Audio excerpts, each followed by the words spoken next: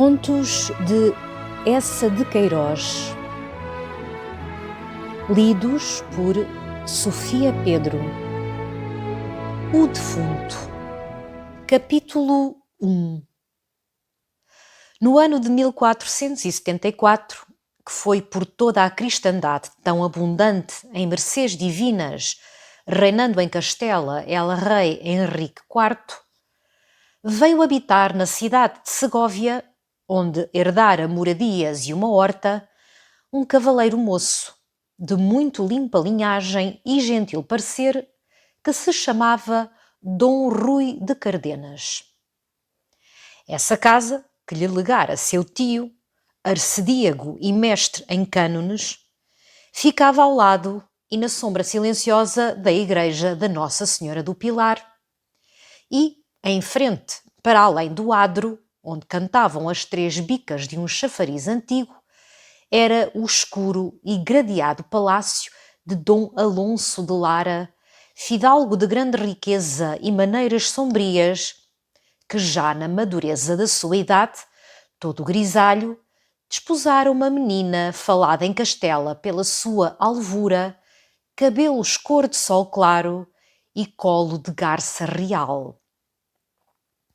Dom Rui tivera justamente por madrinha, ao nascer, Nossa Senhora do Pilar, de quem sempre se conservou devoto e fiel servidor. Ainda que sendo de sangue bravo e alegre, amava as armas, a caça, os saraus bem galanteados e mesmo por vezes uma noite ruidosa de taverna com dados e picheis de vinho. Por amor e pelas facilidades desta santa vizinhança, tomara ele o piedoso costume, desde a sua chegada à Segóvia, de visitar todas as manhãs, à hora de prima, a sua divina madrinha e de lhe pedir, em 3 Ave-Marias, a bênção e a graça. Ao escurecer, mesmo depois de alguma rija correria por campo e monte com lebreus ou falcão, ainda voltava para, à saudação de vésperas, murmurar docemente uma salve rainha. E todos os domingos comprava no adro a uma ramalheteira mourisca algum ramo de junquilhos, ou cravos, ou rosas singelas, que espalhava com ternura e cuidado galante em frente ao altar da Senhora. A esta venerada Igreja do Pilar vinha também cada domingo Dona Leonor, a tão falada e formosa mulher do Senhor de Lara, acompanhada por uma aia carrancuda, de olhos mais abertos e duros que os de uma coruja, e por 2 possantes lacaios que a ladeavam e guardavam como torres. Tão ciumento era o senhor Dom Alonso, que só por lhe haver severamente ordenado o seu confessor e com medo de ofender a senhora sua vizinha, permitia esta visita fugitiva, a que ele ficava espreitando sofregamente de entre as rachas de uma gelosia, os passos e a demora. Todos os lentos dias da lenta semana os passava a senhora Dona Leonor no encerro do gradeado solar de granito negro, não tendo, para se recriar e respirar, mesmo nas calmas do estio, mais que um fundo de jardim verde-negro, cercado de tão altos muros que apenas se avistava, emergindo deles, aqui, além, alguma ponta de triste cipreste.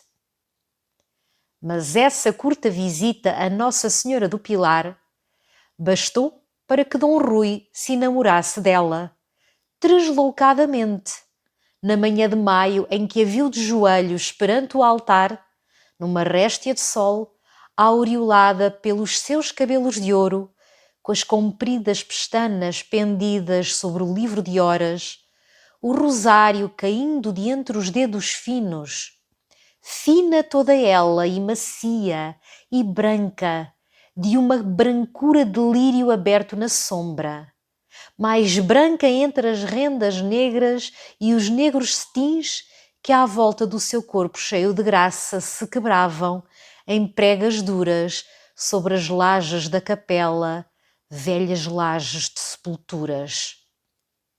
Quando, depois de um momento de enleio e de delicioso pasmo, se ajoelhou, foi menos para a Virgem do Pilar, sua divina madrinha, do que para aquela aparição mortal de quem não sabia o nome nem a vida, e só que por ela daria vida e nome, se ela se rendesse por tão incerto preço. Balbuciando com uma prece ingrata as 3 Ave-Marias, com que cada manhã saudava Maria, apanhou o seu sombreiro, desceu levemente à nave sonora e no portal se manteve, esperando por ela entre os mendigos lazarentos que se catavam ao sol. Mas, quando ao cabo de um tempo em que Dom Rui sentiu no coração um desusado bater de ansiedade e medo, a senhora Dona Leonor passou e se deteve molhando os dedos na pia de mármore de água benta, os seus olhos, sob o véu descido, não se ergueram para ele, ou tímidos ou desatentos. Com a aia de olhos muito abertos colada aos vestidos, entre os 2 lacaios como entre 2 torres, atravessou vagarosamente o adro, pedra por pedra, gozando de certo, como encarcerada, o desafogado ar e o livre sol que o inundavam. E foi um espanto para Dom Rui, quando ela penetrou na sombria arcada de grossos pilares sobre que assentava o palácio e desapareceu por uma esguia porta recoberta de ferragens. Era, pois, essa a tão falada Dona Leonor, a linda e nobre senhora de Lara. Então começaram 7 arrastados dias que ele gastou sentado a um poial da sua janela, considerando aquela negra porta recoberta de ferragens como se fosse a do paraíso, e por ela devesse sair um anjo para lhe anunciar a bem-aventurança. Até que chegou o vagaroso domingo. E passando ele no adro, à hora de prima, ao repicar dos sinos, com um molho de cravos amarelos para a sua divina madrinha, cruzou Dona Leonor, que saía de entre os pilares da escura arcada, branca, doce e pensativa, como uma lua de entre nuvens. Os cravos quase lhe caíram naquele gostoso alvoroço em que o peito lhe arfou mais que um mar e a alma toda lhe fugiu em tumulto através do olhar com que a devorava. E ela ergueu também os olhos para Dom Rui, mas uns olhos repousados, uns olhos serenos em que não luzia curiosidade, nem mesmo consciência de se estarem trocando com outros tão acesos e enegrecidos pelo desejo. O moço cavaleiro não entrou na igreja, com piedoso receio de não prestar à sua madrinha divina a atenção que de certo lhe roubaria toda aquela que era só humana, mas dona já do seu coração e nele divinizada. Esperou sofregamente à porta, entre os mendigos, secando os cravos com o ardor das mãos trêmulas, pensando quanto era demorado o rosário que ela rezava. Ainda Dona Leonor descia à nave, já ele sentia dentro da alma o doce rugir das sedas fortes que ela arrastava nas lajes. A branca senhora passou, e o mesmo distraído olhar, desatento e calmo, que espalhou pelos mendigos e pelo adro, o deixou escorregar sobre ele, ou porque não compreendesse aquele moço que de repente se tornara tão pálido, ou porque não o diferenciava ainda das coisas e das formas indiferentes. Dom Rui abalou com um fundo suspiro, e no seu quarto pôs devotamente perante a imagem da Virgem as flores que não oferecera na igreja ao seu altar. Toda a sua vida se tornou então um longo queixume por sentir tão fria e desumana aquela mulher, única entre as mulheres, que prendera e tornara sério o seu coração ligeiro e errante. Numa esperança, a que antevia bem o desengano, começou a rondar os muros altos do jardim, ou embuçado numa capa, com o ombro contra uma esquina, lentas horas se mantinha contemplando as grades das gelosias negras e grossas como as de um cárcere. Os muros não se fendiam. Das grades não saía sequer um rasto de luz prometedora. Todo o solar era como um jazigo onde jazia uma insensível, e por trás das frias pedras ainda havia um frio peito. Para se desafogar, compôs com piedoso cuidado em noites veladas sobre o pergaminho trovas gementes que o não desafogavam. Diante do altar da Senhora do Pilar, sobre as mesmas lajes onde a vira ajoelhada, pousava ele os joelhos e ficava, sem palavras de oração, num sonhar amargo e doce, esperando que o seu coração serenasse e se consolasse sob a influência daquela que tudo consola e serena. Mas sempre se erguia mais desditoso e tendo apenas a sensação de quanto eram frias e rígidas as pedras sobre que ajoelhara. O mundo todo só lhe parecia conter rigidez e frieza. Outras claras manhãs de domingo encontrou Dona Leonor. E sempre os olhos dela permaneciam descuidados e como esquecidos. Ou quando se cruzavam com os seus, era tão singelamente, tão limpos de toda a emoção, que Dom Rui os preferiria ofendidos e faiscando de ira, ou soberbamente desviados com soberbo desdém.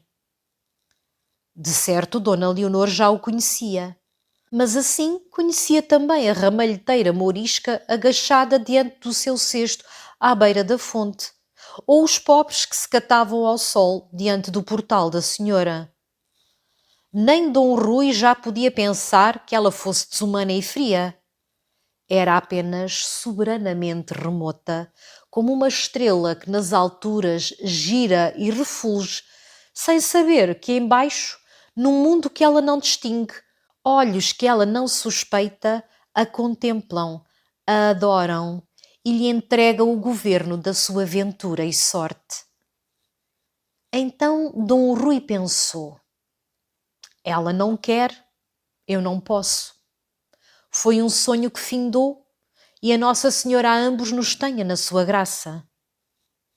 E como era cavaleiro muito discreto, desde que a reconheceu assim inabalável na sua indiferença, não a procurou, nem sequer ergueu mais os olhos para as grades das suas janelas e até nem penetrava na igreja da Nossa Senhora quando casualmente do portal a avistava ajoelhada com a sua cabeça tão cheia de graça e de ouro pendida sobre o livro de horas. Capítulo 2. A velha aia, de olhos mais abertos e duros que os de uma coruja, não tardara em contar ao senhor de Lara que um moço audaz, de gentil parecer, novo morador nas velhas casas do arcediago, constantemente se atravessava no adro, se postava diante da igreja para atirar o coração pelos olhos à senhora Dona Leonor. Bem amargamente o sabia já o ciumento fidalgo, porque quando da sua janela espreitava como um falcão a airosa senhora a caminho da igreja, observara os giros, as esperas, os olhares dardejados daquele moço galante e puxava as barbas de furor. Desde então, na verdade, a sua mais intensa ocupação era odiar Dom Rui, o impudente sobrinho do cônego que ousava erguer o seu baixo desejo até à alta senhora de Lara.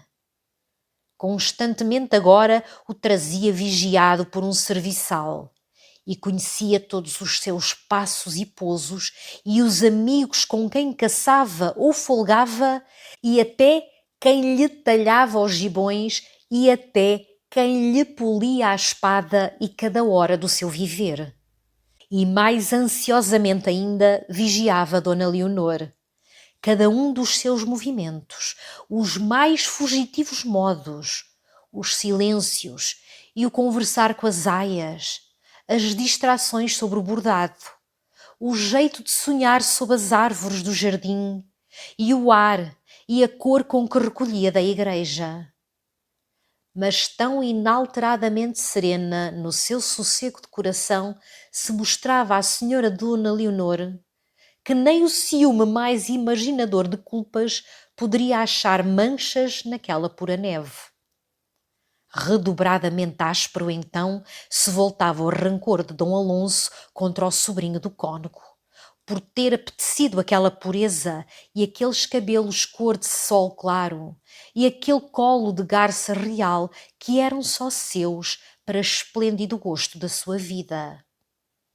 E quando passeava na sombria galeria do solar, sonora e toda de abóbada, embrulhado na sua samarra orlada de peles, com o bico da barba grisalha espetado para diante, a granha crespa eriçada para trás e os punhos cerrados, era sempre remoendo o mesmo fel.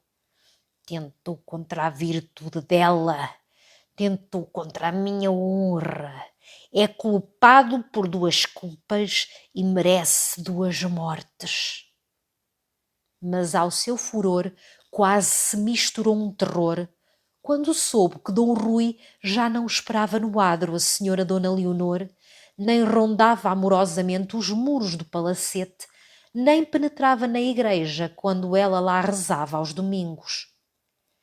E que tão inteiramente se alheava dela que uma manhã, estando rente da arcada e sentindo bem ranger e abrir a porta por onde a senhora ia aparecer, permanecera de costas voltadas, sem se mover, rindo com um cavaleiro gordo que lhe lia um pergaminho. Tão bem afetada a indiferença só servia de certo, pensou Dom Alonso, a esconder alguma bem danada tensão. Que tramava ele, o destro enganador? Tudo no desabrido fidalgo se exacerbou. Ciúme, rancor, vigilância, pesar da sua idade grisalha e feia. No sossego de Dona Leonor suspeitou manha e fingimento e imediatamente lhe vedou as visitas à Senhora do Pilar. Nas manhãs costumadas, corria ele à igreja para rezar o rosário, a levar as desculpas de Dona Leonor, que não puede venir, murmurava curvado diante do altar, por lo que sabeis, Virgem Puríssima. Cuidadosamente visitou e reforçou todos os negros ferrolhos das portas do seu solar. De noite, soltava 2 mastins nas sombras do jardim morado. À cabeceira do vasto leito, junto da mesa onde ficava a lâmpada, um relicário e o copo de vinho quente com canela e cravo para lhe retemperar as forças, luzia sempre uma grande espada nua. Mas, com tantas seguranças, mal dormia e a cada instante se solevava em sobressalto de entre as fundas almofadas, agarrando a senhora Dona Leonor com mão bruta e sôfrega que lhe pisava ao colo, para rugir muito baixo numa ânsia. Diz que me queres só a mim. Depois, com a alvorada, lá se empoleirava a espreitar como um falcão as janelas de Dom Rui. Nunca o avistava agora, nem à porta da igreja às horas de missa, nem recolhendo do campo a cavalo ao toque de Ave-Marias. E por o sentir assim, sumido dos sítios e giros costumados, é que mais o suspeitava dentro do coração de Dona Leonor. Enfim, uma noite, depois de muito trilhar o lajedo da galeria, remoendo surdamente desconfianças e ódios, gritou pelo intendente e ordenou que se preparassem trouxas e carruagens. Cedo, de madrugada, partiria com a senhora Dona Leonor para a sua herdade de Cabril, a 2 léguas de Segóvia. A partida não foi de madrugada, como uma fuga de avarento que vai esconder longe o seu tesouro, mas realizada com aparato e demora, ficando a liteira diante da arcada a esperar longas horas de cortinas abertas, enquanto um cavalariço passeava pelo adro a mula branca do fidalgo, enxairelada à mourisca, e do lado do jardim a récua de machos carregados de baús presos às argolas sob o sol e a mosca aturdiam a viela com o tilintar dos guizos. Assim Dom Rui soube a jornada do senhor de Lara e assim a soube toda a cidade. Fora um grande contentamento para Dona Leonor, que gostava de Cabril, dos seus viçosos pomares, dos jardins para onde abriam, rasgadamente e sem grades, as janelas dos seus aposentos claros. Aí, ao menos, tinha largo ar, pleno sol e alegretes a regar, um viveiro de pássaros e tão compridas ruas de loureiro ou teixo que eram quase a liberdade.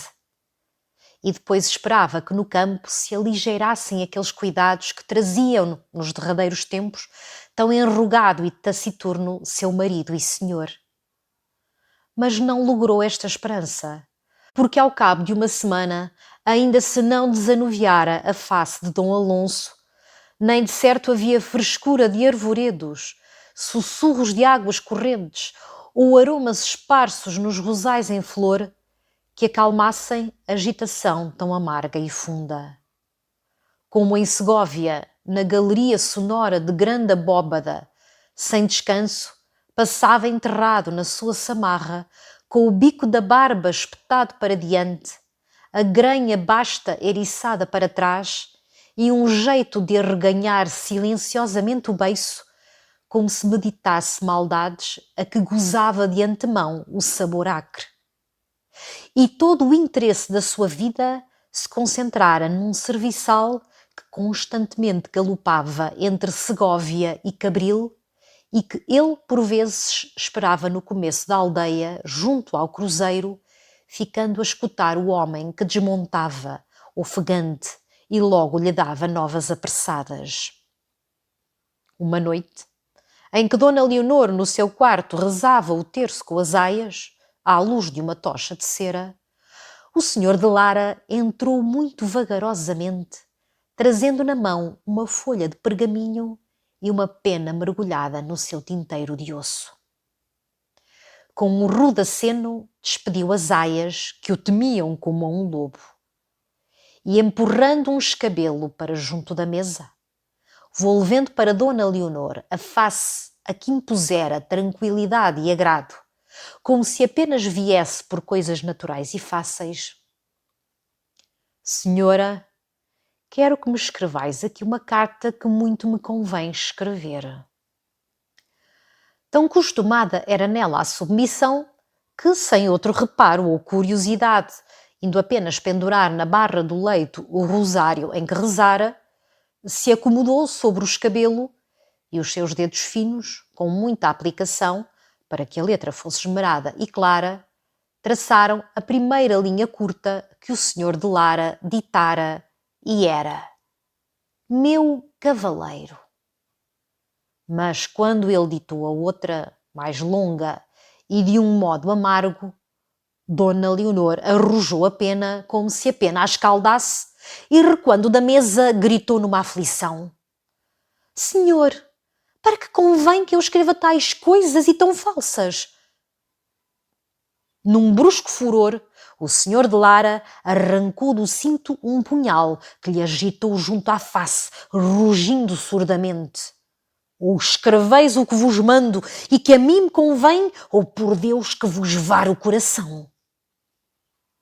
Mais branca que a cera da tocha que os alumiava, com a carne arrepiada ante aquele ferro que luzia, num tremor supremo e que tudo aceitava, Dona Leonor murmurou: Pela Virgem Maria, não me façais mal. Nem vos agasteis, Senhor, que eu vivo para vos obedecer e servir. Agora mandai que eu escreverei.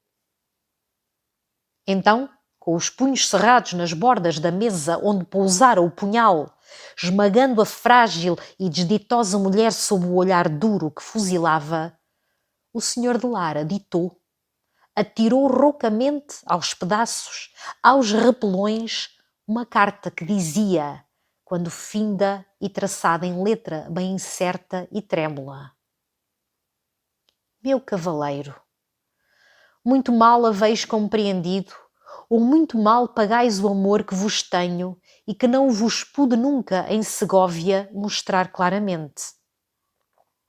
Agora aqui estou em Cabril, ardendo por vos ver. E se o vosso desejo corresponde ao meu, bem facilmente o podeis realizar. Pois que meu marido se acha ausente noutra herdade, e esta de Cabril é toda fácil e aberta. Vinde esta noite, entrai pela porta do jardim, do lado da azinhaga, passando o tanque até ao terraço. Aí avistareis uma escada encostada a uma janela da casa, que é a janela do meu quarto, onde sereis bem docemente agasalhado por quem ansiosamente vos espera. Agora, senhora, assinai por baixo o vosso nome, que isso sobretudo convém.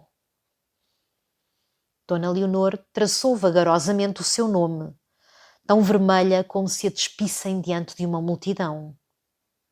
E agora, ordenou o marido mais surdamente através dos dentes cerrados, endereçai a Dom Rui de Cardenas. Ela ousou erguer os olhos na surpresa daquele nome desconhecido. Andai! A Dom Rui de Cardenas! Gritou o homem sombrio. E ela endereçou a sua desonesta carta a Dom Rui de Cardenas. Dom Alonso meteu o pergaminho no cinto, junto ao punhal que embainhara, e saiu em silêncio, com a barba espetada, abafando o rumor dos passos nas lajes do corredor. Ela ficara sobre o escabelo, as mãos cansadas e caídas no regaço, num infinito espanto, o olhar perdido na escuridão da noite silente. Menos escura lhe parecia a morte que essa escura aventura em que se sentia envolvida e levada. Quem era esse Dom Rui de Cardenas, de quem nunca ouvira, que nunca atravessara a sua vida tão quieta, tão pouco povoada de memórias e de homens? E ele de certo a conhecia, a encontrara, a seguir ao menos com os olhos, pois que era coisa natural e bem ligada receber dela carta de tanta paixão e promessa. Assim, um homem, e moço de certo bem nascido, talvez gentil, penetrava no seu destino bruscamente, trazido pela mão de seu marido. Tão intimamente mesmo se entranhara esse homem na sua vida, sem que ela se apercebesse, que já para ele se abria de noite a porta do seu jardim e contra a sua janela, para ele subir, se arrumava de noite uma escada. E era seu marido que muito secretamente escancarava a porta e muito secretamente levantava a escada. Para quê? Então, num relance, Dona Leonor compreendeu a verdade, a vergonhosa verdade que lhe arrancou um grito ansiado e mal sufocado. Era uma cilada. O senhor de Lara atraía a Cabril esse Dom Rui com uma promessa magnífica para dele se apoderar e de certo matar, indefeso e solitário. E ela, o seu amor, o seu corpo, eram as promessas que se faziam rebrilhar ante os olhos seduzidos do moço desventuroso. Assim, seu marido usava a sua beleza, o seu leito, como a rede de ouro em que devia cair aquela presa estouvada, onde houvesse maior ofensa. E também quanta imprudência. Bem poderia esse Dom Rui de Cardenas desconfiar, não aceitar o convite tão abertamente amoroso e depois mostrar por toda a Segóvia, rindo e triunfando, aquela carta em que lhe fazia oferta do seu leito e do seu corpo a mulher de Alonso de Lara. Mas não. O desventurado correria a Cabril e para morrer, miseravelmente morrer, no negro silêncio da noite, sem padre nem sacramentos, com a alma encharcada em pecado de amor. Para morrer, de certo, porque nunca o senhor de Lara permitiria que vivesse o homem que recebera tal carta. Assim, aquele moço morria por amor dela, e por um amor que, sem lhe valer nunca um gosto, lhe valia logo a morte. De certo por amor dela, pois que tal ódio do senhor de Lara, ódio que com tanta deslealdade e vilania se cevava, só podia nascer de ciúmes, que lhe escureciam todo o dever de cavaleiro e de cristão. Sem dúvida, ele surpreender olhares, passos, tensões deste senhor Dom Rui, mal acautelado por bem namorado. Mas como? Quando? Confusamente se lembrava ela de um moço que um domingo a cruzara no adro, a esperar ao portal da igreja com um molho de cravos na mão. Seria esse. Era de nobre parecer, muito pálido, com grandes olhos negros e quentes. Ela passara, nem pensara. Os cravos que segurava na mão eram vermelhos e amarelos. A quem os levava? Ah, se o pudesse avisar bem cedo de madrugada! Como? Se não havia em Cabril serviçal ao aia de quem se fiasse. Mas deixar que uma bruta espada varasse traiçoeiramente aquele coração que vinha cheio dela, palpitando por ela, todo na esperança dela. Oh, a desabrida e ardente correria de Dom Rui, desde Segóvia a Cabril, com a promessa do encantador jardim aberto, da escada posta contra a janela sob a mudez e proteção da noite. Mandaria realmente o senhor de Lara encostar uma escada à janela? De certo, para com mais facilidade o poderem matar. Pobre e doce e inocente moço, quando ele subisse, mal seguro sobre um frágil degrau, as mãos embaraçadas, a espada a dormir na bainha. E assim, na outra noite, em face ao seu leito, a sua janela estaria aberta e uma escada erguida contra a sua janela à espera de um homem. Emboscado na sombra do quarto, seu marido seguramente mataria esse homem. Mas se o senhor de Lara esperasse fora dos muros da quinta, assaltasse brutalmente na alguma azinhaga aquele Dom Rui de Cardenas e, ou por menos destro, ou por menos forte num terçar de armas, caísse ele trespassado sem que o outro conhecesse a quem matara? E ela, ali no seu quarto, sem saber, e todas as portas abertas, e a escada erguida, e aquele homem assomando à janela na sombra macia da noite tépida, e o marido que a devia defender morto no fundo de uma azinhaga. Que faria ela, Virgem Mãe? Oh, de certo repeliria soberbamente o moço temerário. Mas o espanto dele e a cólera do seu desejo enganado. Por vós é que eu vim chamado, senhora. E ali trazia sobre o coração a carta dela, com o seu nome que a sua mão traçara. Como lhe poderia contar a emboscada e o dolo? Era tão longo de contar naquele silêncio e solidão da noite, enquanto os olhos dele, úmidos e negros, a estivessem suplicando e traspassando. Desgraçada dela se o senhor de Lara morresse, a deixasse solitária, sem defesa, naquela vasta casa aberta. Mas quanto desgraçada também se aquele moço, chamando por ela e que a amava, e que por esse amor vinha correndo deslumbrado, encontrasse a morte no sítio da sua esperança, que era o sítio do seu pecado, e morto em pleno pecado, rolasse para a eterna desesperança. 25 anos.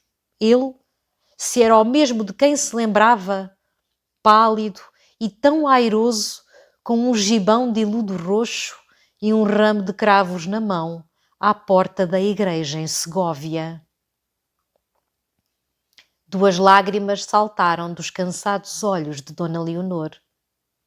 E dobrando os joelhos, levantando a alma toda para o céu, onde a lua se começava a levantar, murmurou, numa infinita mágoa e fé: Oh, Santa Virgem do Pilar, Senhora minha, vela por nós ambos, vela por todos nós.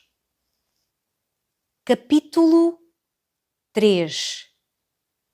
Dom Rui entrava, pela hora da calma, no fresco pátio da sua casa, quando, de um banco de pedra na sombra, se ergueu um moço do campo que tirou de dentro do sorrão uma carta, lhe entregou, murmurando: Senhor, dai-vos pressa em ler que tenho de voltar a Cabril a quem me mandou.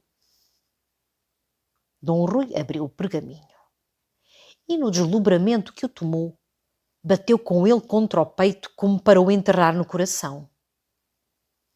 O moço do campo insistia inquieto: Aviai, senhor, aviai, nem precisais responder, e só que me deis um sinal de vos ter vindo o recado. Muito pálido, Dom Rui arrancou uma das luvas bordadas a retroz que o moço enrolou e sumiu no sorrão. E abalava na ponta das alpercatas leves. Com um aceno, Dom Rui ainda o deteve. Escuta, que caminho tomas tu para Cabril? O mais curto e sozinho para gente afoita, que é pelo Cerro dos Enforcados. Bem, Dom Rui galgou as escadas de pedra e no seu aposento, sem mesmo tirar o sombreiro, de novo leu junto da gelosia aquele pergaminho divino em que Dona Leonor o chamava de noite ao seu quarto, a posse inteira do seu ser. E não o maravilhava esta oferta, depois de uma tão constante, imperturbada indiferença. Antes nela logo percebeu um amor muito astuto, por ser muito forte, que com grande paciência se esconde ante os estorvos e os perigos e mudamente prepara a sua hora de contentamento, melhor e mais delicioso por tão preparado. Sempre ela o amara, pois, desde a manhã bendita em que os seus olhos se tinham cruzado no portal de Nossa Senhora. E enquanto ele rondava aqueles muros do jardim, maldizendo uma frieza que lhe parecia mais fria e a dos frios muros, já ela lhe dera a sua alma, e cheia de constância, com amorosa sagacidade, recalcando o menor suspiro, adormecendo desconfianças, preparava a noite radiante em que lhe daria também o seu corpo. Tanta firmeza, tão fino engenho nas coisas do amor, ainda lhe a tornavam mais bela e mais apetecida. Com que impaciência olhava então o sol, tão desapressado nessa tarde em descer para os montes. Sem repouso, no seu quarto, com as gelousias cerradas para melhor concentrar a sua felicidade, tudo aprontava amorosamente para a triunfal jornada. As finas roupas, as finas rendas, um gibão de veludo negro e as essências perfumadas. 2 vezes desceu à cavalariça a verificar se o seu cavalo estava bem ferrado e bem folgado. Sobre o soalho, vergou e revergou para experimentar a folha da espada que levaria à cinta. Mas o seu maior cuidado era o caminho para Cabril, apesar de bem o conhecer, e a aldeia apinhada em torno ao mosteiro franciscano, e a velha ponte romana com o seu calvário, e a azinhaga funda que levava à herdade do senhor de Lara. Ainda nesse inverno por lá passara, indo montear com 2 amigos de Astorga, e avistar a torre dos de Lara, e pensara: eis a torre da minha ingrata. Como se enganava! As noites agora eram de lua, e ele sairia de Segóvia caladamente, pela porta de São Mauros. Um galope curto o punha no Cerro dos Enforcados. Bem o conhecia também, esse sítio de tristeza e pavor, com os seus 4 pilares de pedra, onde se enforcavam os criminosos e onde ficavam, balouçados da ventania, ressequidos do sol, até que as cordas apodrecessem e as ossadas caíssem, brancas e limpas da carne pelo bico dos corvos. Por trás do cerro era a Lagoa das Donas. A derradeira vez que por lá andara fora em dia do apóstolo São Matias, quando o corregedor e as confrarias de caridade e paz, em procissão, iam dar sepultura sagrada às ossadas caídas no chão negro, esburgadas pelas aves. Daí o caminho depois corria liso e direito a Cabril. Assim Dom Rui meditava a sua jornada venturosa enquanto a tarde ia caindo. Depois, quando escureceu e em torno às torres da igreja começaram a girar os morcegos e nas esquinas do adro se acenderam os nichos das almas, o valente moço sentiu um medo estranho. O medo daquela felicidade que se acercava e que lhe parecia sobrenatural.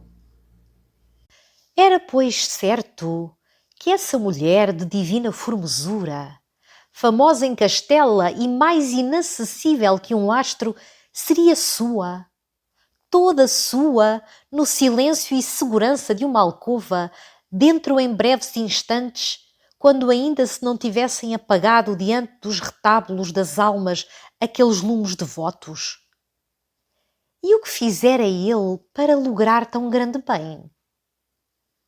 Pisara as lajes de um adro, esperara no portal de uma igreja, procurando com os olhos outros 2 olhos que não se erguiam, indiferentes ou desatentos. Então, sem dor, abandonara a sua esperança. E eis que de repente aqueles olhos distraídos o procuram, e aqueles braços fechados se lhe abrem, largos e nus, e com o corpo e com a alma aquela mulher lhe grita: "Ó mal avisado que não me entendeste!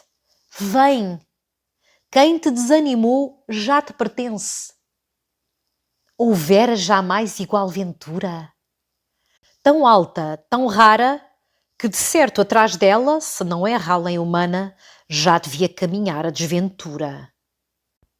Já na verdade caminhava, pois quanta desventura em saber que depois de tal ventura, quando de madrugada, saindo dos divinos braços, ele recolhesse a Segóvia, a sua Leonor, o bem sublime da sua vida, tão inesperadamente adquirido por um instante, recairia logo sob o poder de outro amo. Que importava? Viessem depois dores e zelos. Aquela noite era esplendidamente sua. O mundo todo uma aparência vã. E a única realidade, esse quarto de Cabril, mal alumiado, onde ela o esperaria com os cabelos soltos. Foi com sofreguidão que desceu a escada, se arremessou sobre o seu cavalo. Depois, por prudência, atravessou o adro muito lentamente, com o sombreiro bem levantado da face, como num passeio natural, a procurar fora dos muros a frescura da noite. Nenhum encontro o inquietou até à porta de São Mauros. Aí, um mendigo, agachado na escuridão de um arco e que tocava monotonamente a sua sanfona, pediu em lamúria à Virgem e a todos os santos que levassem aquele gentil cavaleiro na sua doce e santa guarda. Dom Rui parara para lhe atirar uma esmola, quando se lembrou que nessa tarde não fora à igreja, à hora de vésperas, rezar e pedir a bênção à sua divina madrinha.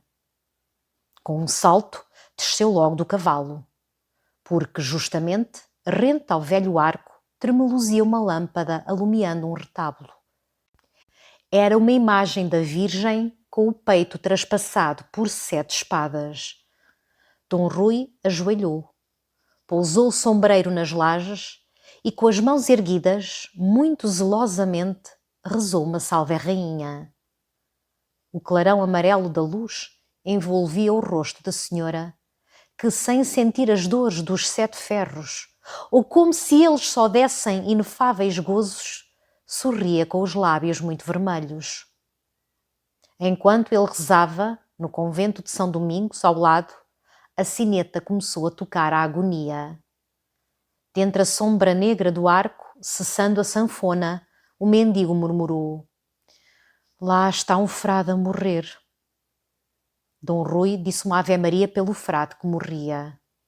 A Virgem das 7 espadas sorria docemente. O toque de agonia não era, pois, de mau presságio. Dom Rui cavalgou alegremente e partiu. Para além da porta de São Mauros, depois de alguns casebres de oleiros, o caminho seguia, esguio e negro, entre altas piteiras. Por trás das colinas, ao fundo da planície escura, subia o primeiro clarão, amarelo e lânguido, da lua cheia ainda escondida.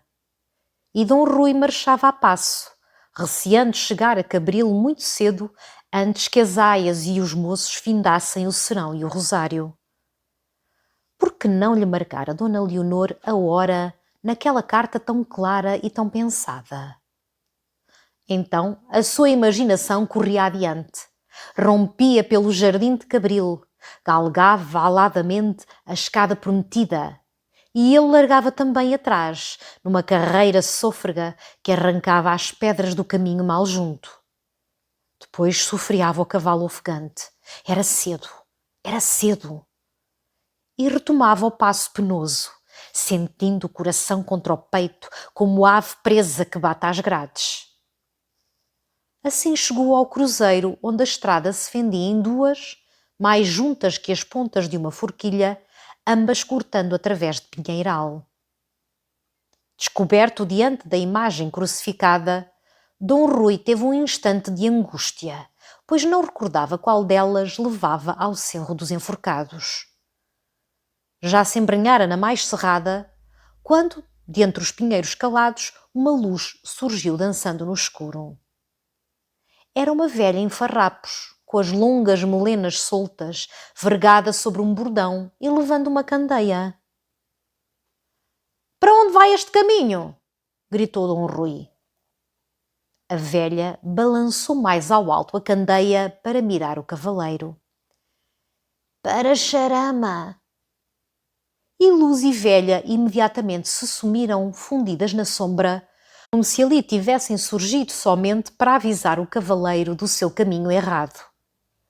Já ele virara arrebatadamente e, rodeando o Calvário, galopou pela outra estrada mais larga, até avistar, sob a claridade do céu, os pilares negros, os madeiros negros do Cerro dos Enforcados. Então estacou direito nos estribos.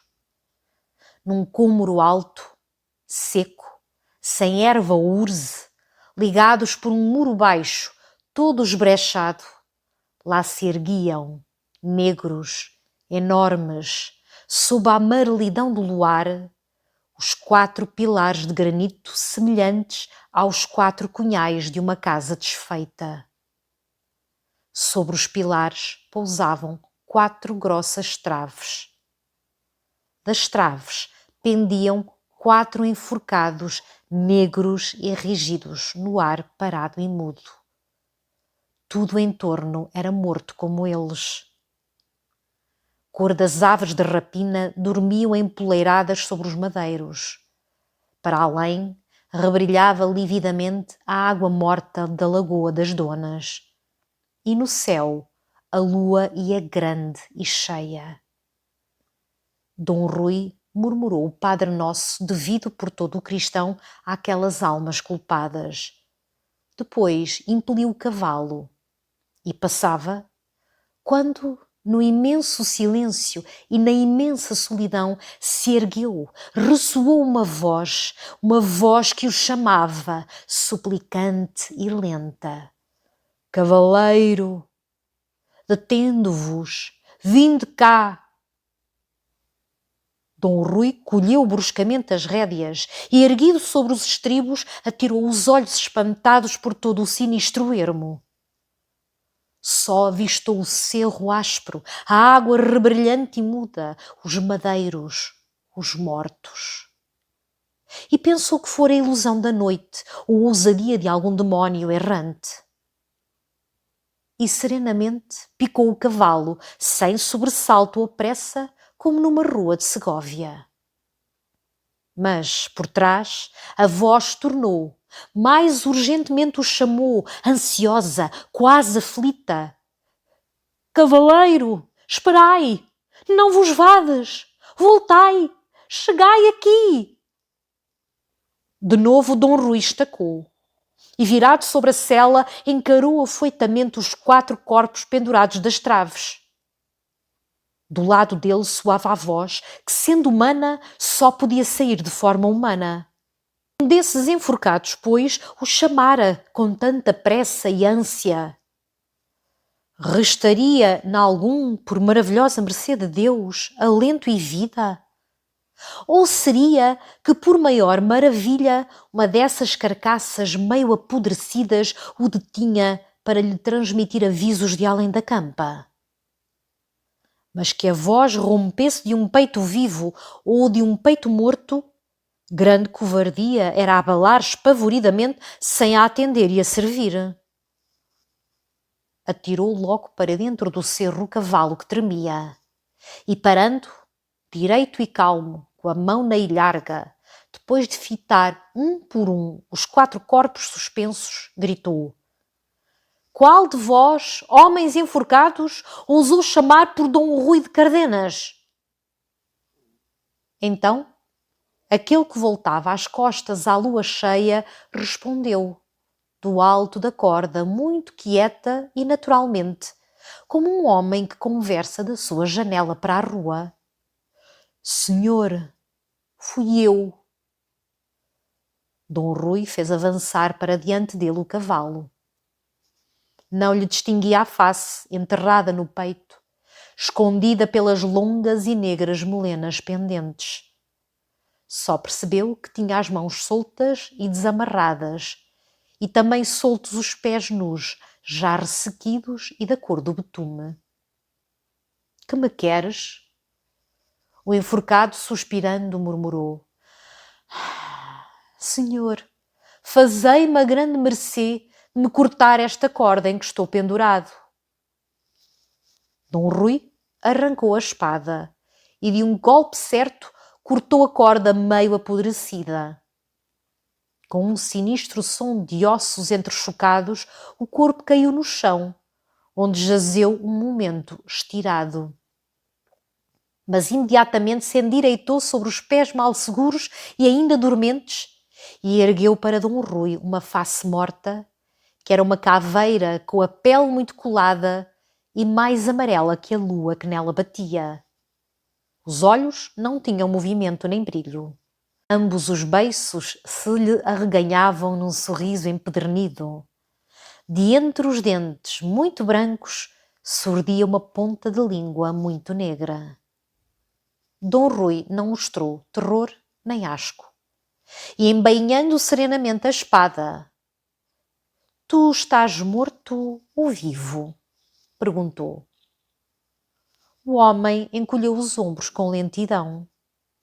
Senhor, não sei. Quem sabe o que é a vida? Quem sabe o que é a morte? Mas que queres de mim? O enforcado, com os longos dedos descarnados, alargou o nó da corda que ainda lhe laçava o pescoço e declarou muito serena e firmemente: Senhor, eu tenho de ir convosco a Cabril, onde vós ides. O cavaleiro estremeceu num tão forte assombro, repuxando as rédeas, que o seu bom cavalo se empinou como assombrado também. Comigo a Cabril? O homem curvou o espinhaço, a que se viam os ossos todos, mais agudos que os dentes de uma serra, através de um longo rasgão da camisa destamanha. Senhor, suplicou. Não mo negueis, que eu tenho a receber grande salário se vos fizer grande serviço. Então, Dom Rui pensou de repente que bem podia ser aquela uma traça formidável do demónio. E cravando os olhos muito brilhantes na face morta que para ele se erguia, ansiosa, à espera do seu consentimento, fez um lento e largo sinal da cruz. O enforcado vergou os joelhos com assustada reverência.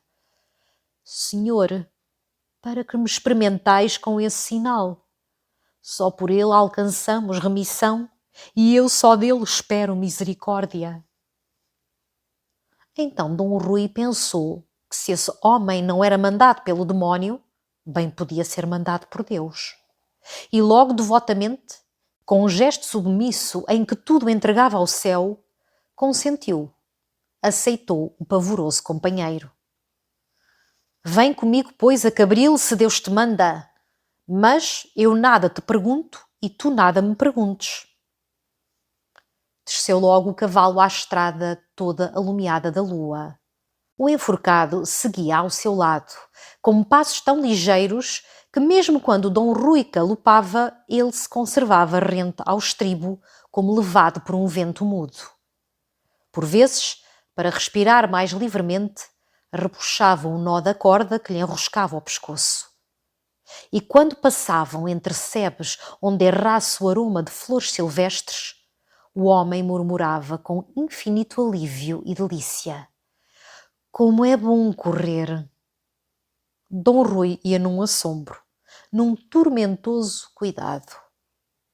Bem compreendia agora que era aquele um cadáver reanimado por Deus, para um estranho encoberto de serviço. Mas para que lhe dava Deus tão medonho companheiro? Para o proteger? Para impedir que Dona Leonor, amada do céu pela sua piedade, caísse em culpa mortal? E para tão divina incumbência de tão alta mercê, já não tinha o Senhor anjos no céu que necessitassem pregar um supliciado? Ah, como ele voltaria alegremente a rédea para Segóvia, se não fora a galante lealdade de cavaleiro, o orgulho de nunca recuar e a submissão às ordens de Deus que sentia sobre si pesarem. De um alto da estrada, de repente, avistaram Cabril, as torres do convento franciscano alvejando ao luar, os casais adormecidos entre as hortas. Muito silenciosamente, sem que um cão ladrasse detrás das cancelas ou de cima dos muros, desceram a velha ponte romana. Diante do Calvário, o enforcado caiu de joelhos nas lajes, ergueu os lívidos ossos das mãos, ficou longamente rezando entre longos suspiros. Depois, ao entrar na azinhaga, bebeu muito tempo e consoladamente de uma fonte que corria e cantava sob as frondes de um salgueiro. Como a azinhaga era muito estreita, ele caminhava adiante do cavaleiro, todo curvado, os braços cruzados fortemente sobre o peito, sem um rumor. A lua ia alta no céu. Dom Rui considerava com amargura aquele disco, cheio e lustroso, que espargia tanta claridade e tão indiscreta sobre o seu segredo. Ah, como se estragava a noite que devia ser divina! Uma enorme lua surdia dentre os montes para tudo alumiar. Um enforcado descia da forca para o seguir e tudo saber. Deus assim o ordenara. Mas que tristeza chegar à doce porta, docemente prometida, com tal intruso ao seu lado, sob aquele céu todo claro. Bruscamente, o enforcado estacou, erguendo o braço de onde a manga pendia em farrapos.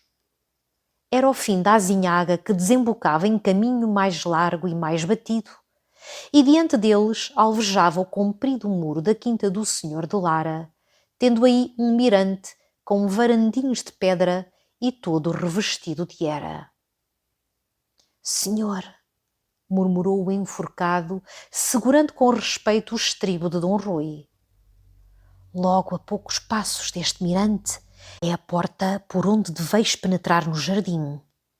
Convém que aqui deixeis o cavalo, amarrado a uma árvore, se o tendes por seguro e fiel, que na empresa em que vamos já é demais o rumor dos nossos pés. Silenciosamente Dom Rui apeou.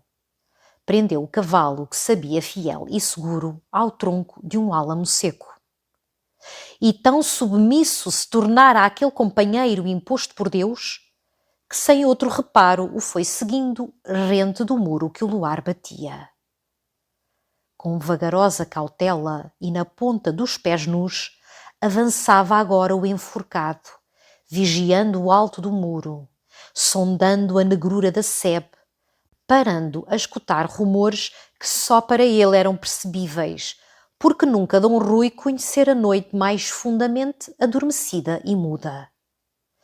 E tal susto, em quem devia ser indiferente a perigos humanos, foi lentamente enchendo também o valoroso cavaleiro de tão viva desconfiança que tirava o punhal da bainha, enrodilhava a capa no braço e marchava em defesa com o olhar faiscando, como num caminho de emboscada e briga.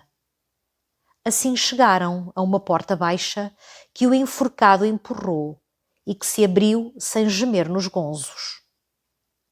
Penetraram numa rua ladeada de espessos teixos até um tanque cheio de água, onde boiavam folhas de nenúfares e que toscos bancos de pedra circundavam, cobertos pela rama de arbustos em flor.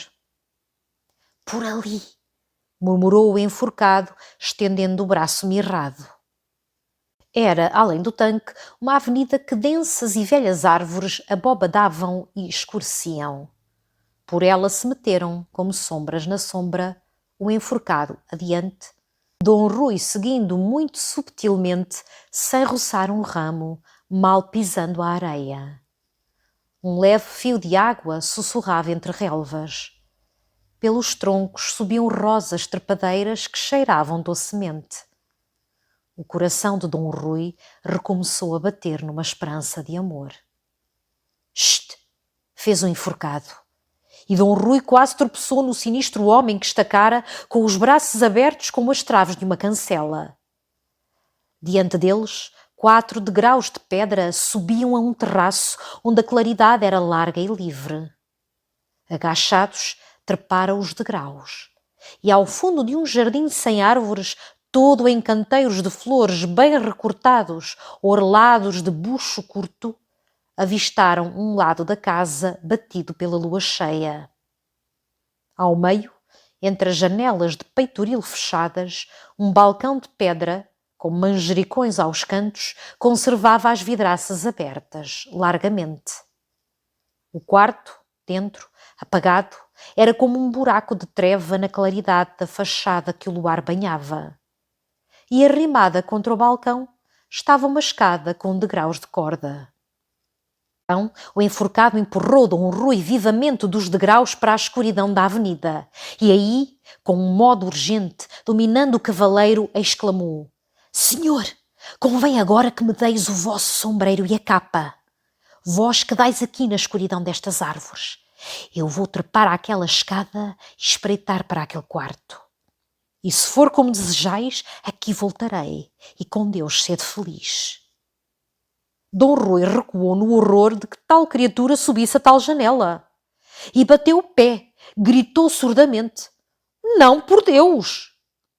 Mas a mão do enforcado, lívida na escuridão, bruscamente lhe arrancou o sombreiro da cabeça, lhe puxou a capa do braço e já se cobria, já se embuçava, murmurando agora numa súplica ansiosa: "Não me negueis, senhor, que se vos fizer grande serviço, ganharei grande mercê."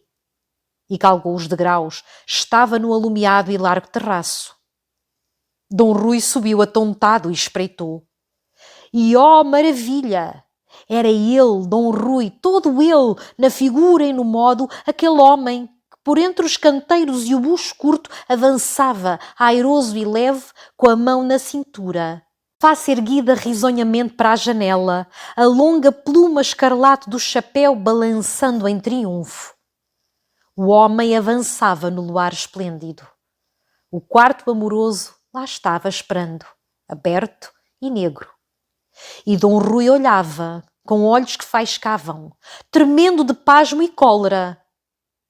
O homem chegara à escada, destraçou a capa, assentou o pé no degrau de corda. Oh, lá sobe o maldito, rugiu Dom Rui. O enforcado subia. Já a alta figura que era dele, Dom Rui, estava a meio da escada, toda negra contra a parede branca. Parou. Não parara. Subia. Chegava. Já sobre o rebordo da varanda pousara o joelho cauteloso. Dom Rui olhava desesperadamente com os olhos, com a alma, com todo o seu ser. E eis que, de repente, do quarto negro surge um negro vulto. Uma furiosa voz brada. Vilão! Vilão! Uma lâmina de adaga faísca e cai, e outra vez se ergue, e rebrilha, e se abate, e ainda refulge, e ainda se abebe. Como um fardo do alto da enseada, pesadamente, o enforcado cai sobre a terra mole. Vidraças, portadas do balcão, logo se fecham com fragor. E não houve mais senão o silêncio, a serenidade macia, a lua muito alta e redonda no céu de verão. Num relance, Dom Rui compreendera a traição. Arrancara a espada, recuando para a escuridão da avenida, quando, oh maravilha, correndo através do terraço, aparece um enforcado que lhe agarra a manga e lhe grita: a cavalo, senhor! E abalar que o encontro não era de amor, mas de morte! Ambos descem arrebatadamente à avenida, costeiam o tanque sob o refúgio dos arbustos em flor, metem pela rua estreita orlada de teixos, varam a porta e um momento param, ofegantes, na estrada, onde a lua mais refulgente, mais cheia, fazia como um puro dia.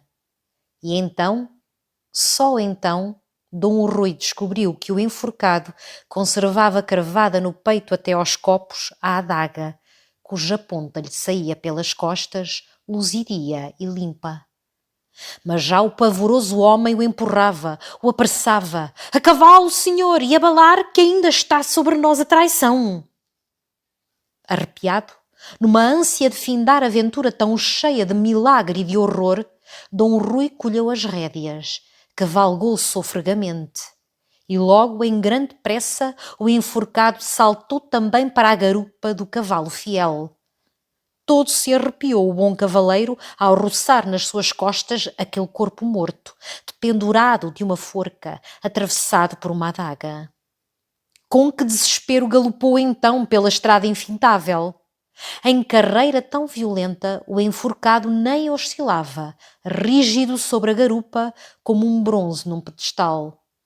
E Dom Rui, a cada momento, sentia um frio mais regelado que lhe regelava os ombros, como se levasse sobre eles um saco cheio de gelo. Ao passar no cruzeiro, murmurou: Senhor, falei-me. Para além do cruzeiro, de repente, estremeceu, com o quimérico medo de que tão fúnebre companheiro para sempre o ficasse acompanhando e se tornasse seu destino galopar através do mundo numa noite eterna, levando um morto à garupa. E não se conteve. Gritou para trás, no vento da carreira que os vergastava: Para onde quereis que vos leve? Enforcado, encostando tanto o corpo a Dom Rui que o magoou com os copos da adaga, segredou: Senhor, convém que me deixeis no cerro. Doce e infinito alívio para o bom cavaleiro, pois o cerro estava perto e já lhe avistava na claridade desmaiada os pilares e as traves negras. Em breve estacou o cavalo que tremia, branqueado de espuma. Logo o enforcado, sem rumor, escorregou da garupa, segurou, como bom serviçal, o estribo de Dom Rui. E com a caveira erguida, a língua negra mais saída dentre os dentes brancos, murmurou em respeitosa súplica: Senhor, fazei-me agora a grande mercê de me pendurar outra vez da minha trave. Dom Rui estremeceu de horror. Por Deus, que vos enforque eu! O homem suspirou, abrindo os braços compridos. Senhor, por vontade de Deus é, e por vontade daquela que é mais cara a Deus. Então, resignado, submisso aos mandados do alto, Dom Rui apeou e começou a seguir o homem que subia para o cerro pensativamente, vergando o dorso, de onde saía, espetada e luzidia a ponta da adaga. Pararam ambos sob a trave vazia. Em torno das outras traves pendiam as outras carcaças. O silêncio era mais triste e fundo que os outros silêncios da terra. A água da lagoa enegrecera. A lua descia e desfalecia. Dom Rui considerou a trave onde restava, curto no ar, o pedaço de corda que ele cortara com a espada. Como quereis que vos pendure? Exclamou. Aquele pedaço de corda não posso jogar com a mão. Nem eu só basto para lá vos içar. Senhor, respondeu o homem, aí a um canto deve haver um longo rolo de corda. Uma ponta dela me atareis a este nó que trago no pescoço. A outra ponta a arremessareis por cima da trave, e puxando depois, forte como sois, bem me podereis reenforcar. Ambos curvados, com passos lentos, procuraram o rolo de corda, e foi o enforcado que o encontrou, o desenrolou. Então Dom Rui descalçou as luvas, e ensinado por ele, que também o aprendera do carrasco, atou uma ponta da corda ao laço que o homem conservava no pescoço e arremessou fortemente a outra ponta, que ondeou no ar, passou sobre a trave, ficou pendurada rente ao chão. E o rijo cavaleiro, fincando os pés, retesando os braços, puxou, e só o homem até ele se quedar suspenso, negro no ar, como um enforcado natural entre os outros enforcados. Estais bem assim? Lenta e sumida veio a voz do morto. Senhor, estou como devo. Então Dom Rui, para o fixar, enrolou a corda em voltas grossas ao pilar de pedra e, tirando o sombreiro, limpando com as costas da mão o suor que o alagava, contemplou o seu sinistro e miraculoso companheiro. Estava já rígido como antes, com a face pendida sob as melenas caídas, os pés inteiriçados, todo poído e carcomido como uma velha carcaça. No peito conservava a adaga cravada. Por cima, 2 corvos dormiam quietos. E agora, que mais quereis? Perguntou Dom Rui, começando a calçar as luvas. Sumidamente, do alto, o enforcado murmurou. Senhor, muito vos rogo agora que, ao chegar a Segóvia, tudo conteis fielmente a Nossa Senhora do Pilar, vossa madrinha, que dela espero grande mercê para a minha alma por este serviço que a seu mandado vos fez o meu corpo.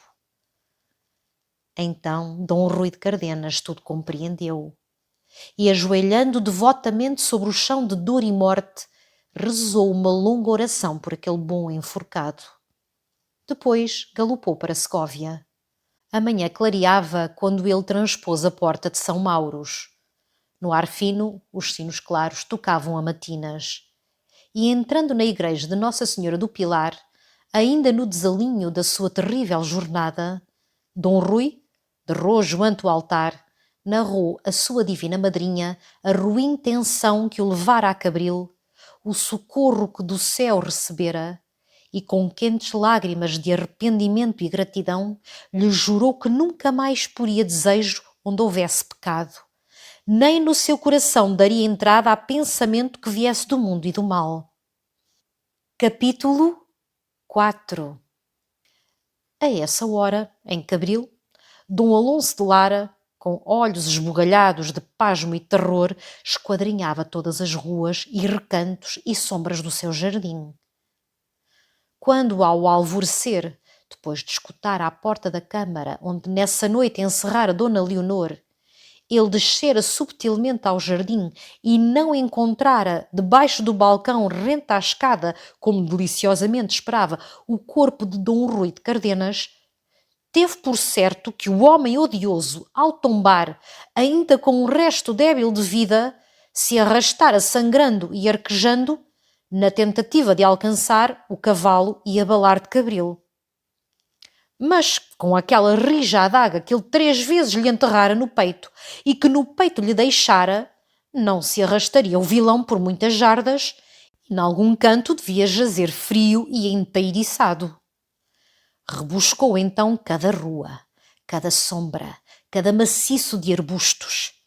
E, oh maravilha, não descobriu o corpo, nem pegadas, nem terra que houvesse sido remexida, nem sequer rasto de sangue sobre a terra. E, todavia, com mão faminta e certeira, 3 vezes ele lhe embebera a adaga no peito e no peito lhe a deixara. E era Rui de Cardenas o homem que ele matara, que muito bem o conhecera logo do fundo apagado do quarto de onde espreitava, quando ele, à claridade da lua, veio através do terraço, confiado, ligeiro, com a mão na cintura, a face risonhamente erguida e a pluma do sombreiro meneando em triunfo. Como podia ser coisa tão rara? Um corpo mortal sobrevivendo a um ferro que 3 vezes lhe vara ao coração e no coração lhe fica cravado. E a maior raridade era que nem no chão, debaixo da varanda, onde corria ao longo do muro uma tira de goivos e cecães, deixara um vestígio aquele corpo forte, caindo de tão alto pesadamente, inertemente como um fardo. Nem uma flor machucada, todas direitas, viçosas como novas, com gotas leves de orvalho. Imóvel de espanto, quase de terror, Dom Alonso de Lara ali parava, considerando o balcão, medindo a altura da escada, olhando esgazeadamente os goivos direitos, frescos, sem uma haste ou folha vergada. Depois recomeçava a correr loucamente o terraço, a avenida, a rua de Teixos, na esperança ainda de uma pegada, de um galho partido, de uma nódoa de sangue na areia fina. Nada. Todo o jardim oferecia um desusado arranjo e limpeza nova, como se sobre ele nunca houvesse passado nem o vento que desfolha, nem o sol que murcha. Então, ao entardecer, devorado pela incerteza e mistério, tomou um cavalo e, sem escudeiro ou cavalariço, partiu para Segóvia. Curvado e escondidamente como um foragido, penetrou no seu palácio pela porta do pomar. E o seu primeiro cuidado foi correr à galeria de abóbada, destrancar as portadas da janela e espreitar avidamente a casa de Dom Rui de Cardenas. Todas as gelosias da velha morada do arcediego estavam escuras, abertas, respirando a fresquidão da noite. À porta, sentado num banco de pedra, um moço de cavalariça afinava preguiçosamente a bandurra. Dom Alonso de Lara desceu à sua câmara, lívido, pensando que não houvera certamente desgraça em casa onde todas as janelas se abrem para refrescar e no portão da rua os moços folgam. Então bateu as palmas, pediu furiosamente a ceia. E apenas sentado, ao topo da mesa, na sua alta sede de couro lavrado, mandou chamar o intendente, a quem ofereceu logo, com estranha familiaridade, um copo de vinho velho. Enquanto o homem, de pé, bebia respeitosamente, Dom Alonso, metendo os dedos pelas barbas e forçando a sua sombria face a sorrir, perguntava pelas novas e rumores de Segóvia. Nesses dias da sua estada em Cabril, nenhum caso criara pela cidade espanto e murmuração?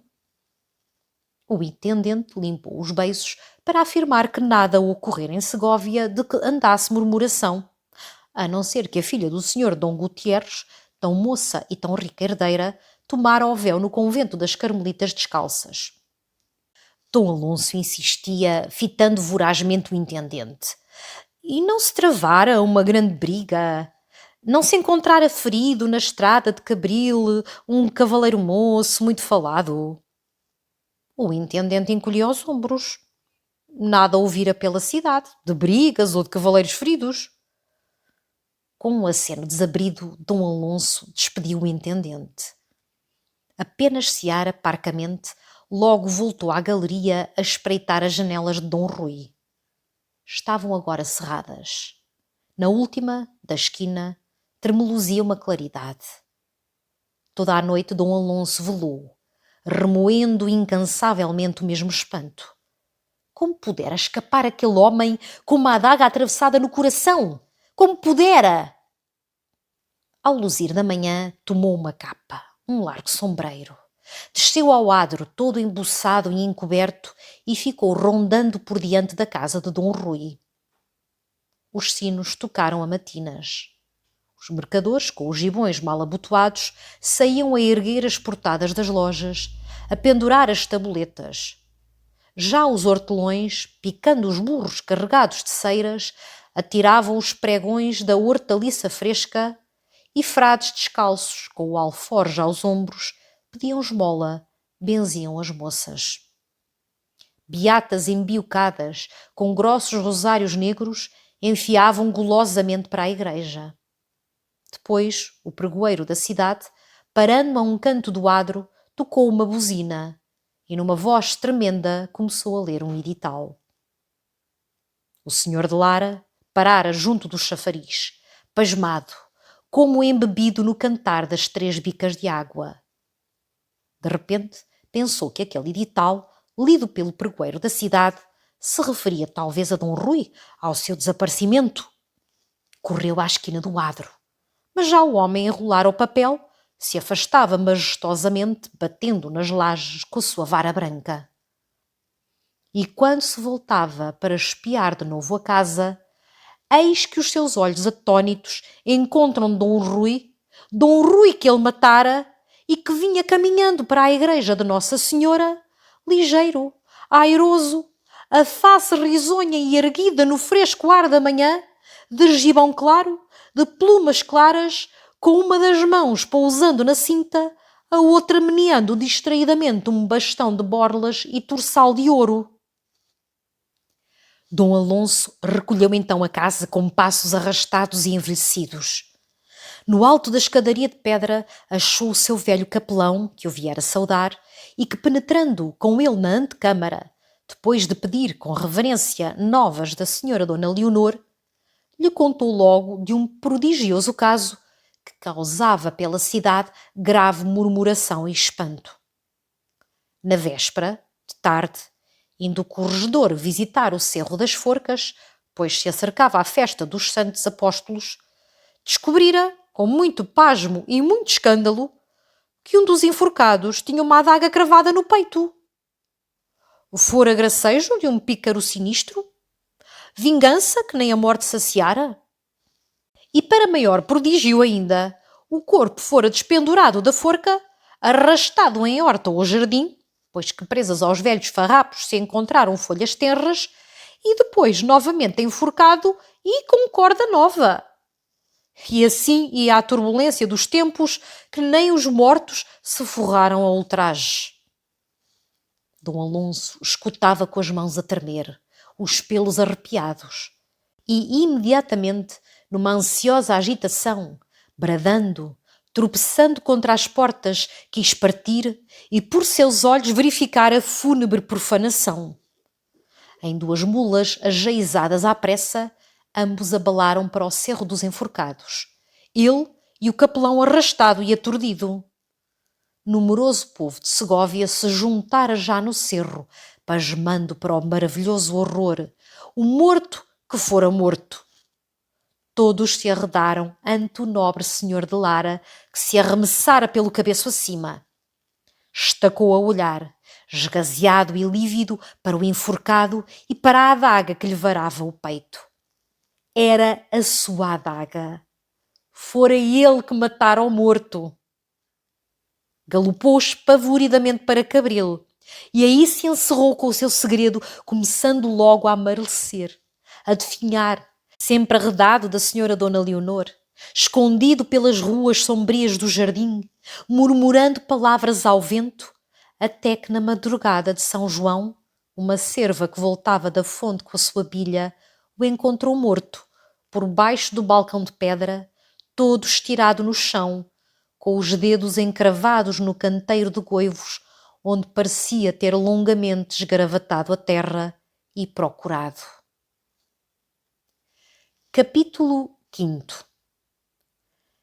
Para fugir a tão lamentáveis memórias, a senhora Dona Leonor, herdeira de todos os bens da casa de Lara, recolheu ao seu palácio de Segóvia.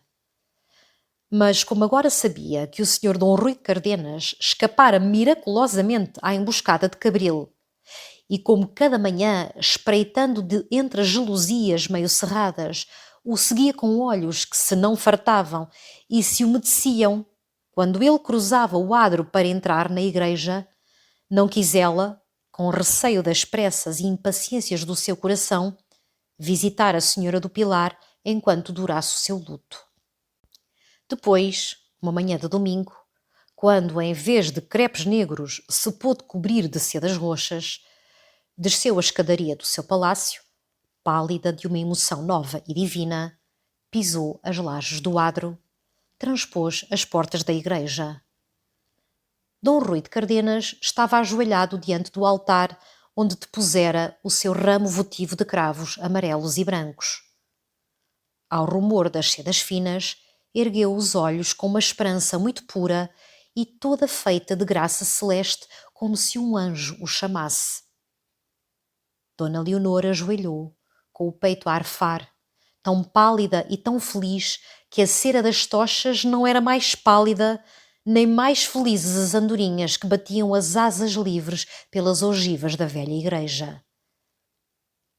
Ante esse altar, e de joelhos nessas lajes, foram eles casados pelo bispo de Segóvia, Dom Martinho, no outono do ano da graça de 1475, sendo já reis de Castela, Isabel e Fernando, muito fortes e muito católicos, por quem Deus operou grandes feitos sobre a terra e sobre o mar.